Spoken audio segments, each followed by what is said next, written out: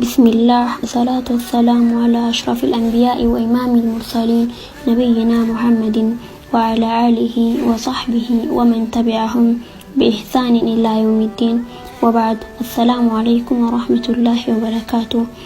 إن شاء الله أرى ربي من فدي أبريتي تياوجين واي هجاب الرا واليادة شفنا أقسم سانق المتين فانا ترى هجابني أفتا دبرتي إسلاماتي يجون nuti hijaba uffatu jechuun qaalii rabbiitii fi qaalii ergamaa keenya sallallahu alaihi wasallam godhuu jechuudha.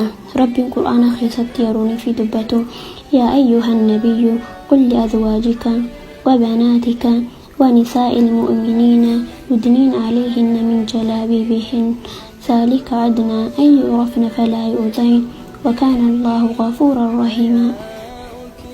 yaa nabiyyicha kiyya dhalaa warra keetii fi dubartoota ijoollee tanteeta dubartiitii fi dhalaa mu'mintootaatiin hijaaba keessan jallabiiba keessan uffadhaa ja'an jechuun.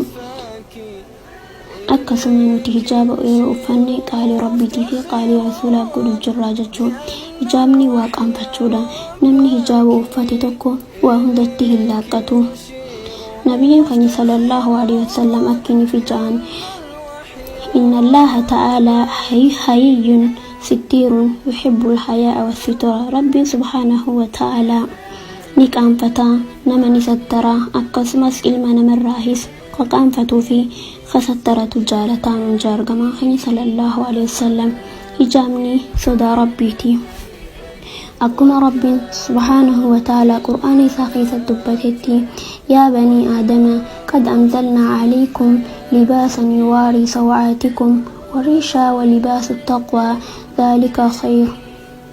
يا إيمان آدم لقمت نتي أفتا إذن بوفني الجرة أفتا قام قيسا أوراتي سن إذن ليسو أكاسمس أفتا بوناتيس إذن بوفني الجرة أفتا بونا قن هندر رأه قن فجالو أفتا صدى ربيتي تكفرتي إرهدو كنيا سببني هجابي فرا دربني ديمنو فيس هجامني بريدين خينيا دويسا جنتي إني دويسا ولكن إمو بريدين خينيا سانو ورا ربين سبحانه وتعالى حيما قدي في فقفافته كبا. ربين سبحانه وتعالى قرآن ساخسا سخبجي كما هيسي دوبتي دوبا اختيتياتي مالف أكنا منهم دينو لالي اتين بحارو إفكوتا لما فردتي سببني انتي هجابي فرا دربني ديمنو فيسني أو جنتي إيدوغا خيتيني أو غارو إمو والله أو الدنيا خنرى كان آخرة سنيتو إرنا مقبي جرانا مرة خاصة أكما ربنا سبحانه وتعالى قرآن ساخي ستجهتي قل نار جهنم أشد هرى إبت جهنميتو أو بقوية خنرى ننجا تناف أختيتي يكالي أبس الدنيا خنرتي آخرتي وانا الدنيا تنرجالو جنة بلا فمتاتي. هجامني آخرة قفتي فايدة هنكبو فايدة ننكبو الدنيا تنرتي سحبتو دا. هجامني بونا هجامني فتنا إرانا متيسا شرف سيكودا خواجاسف أرقم سيسا خراقة إلى إرا أكاديم تسيكودا. هجامني نامس خيسف إيقا هجامني خرا ربي تسيدهيسي إيمان خيسف دابالا. dubartiin takka yeroo hijaaba uffattee karaa irra deemtu qaalii rabbii fi qaalii rasuulaa sallallahu alaihi wasallam godhu jirti. hijaabni naamusa sii godhe kabajaasiif idaha. Rabbiin subhaanahu wa ta'ala qaalii isaa godhutti nu ajajee jira, akkasuma qaalii rasuulaa godhuttis nu ajajee jira. ربين قرآن ساخسل بجيجه يا أيها الذين آمنوا أطيعوا الله وأطيعوا الرسول ولا تبدلوا أعمالكم يا ور ربي تعمنتن قالي ربي قدا قالي إرقم خياتي صلى الله عليه وسلم قدا ولا تبدلوا أعمالكم تلقى خيسا افتلاحين بلي سناجا. هجامني أكاتي وان حمتو تكا محرم هندليني الراس إيقا.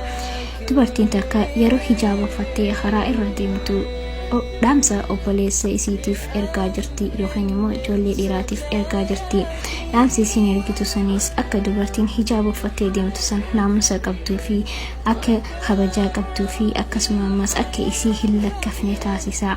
Rabbiin subhaanahu wa ta'ala nu kabajeemti dubartoota aayata keessatti qur'aana kana nuuf buuse.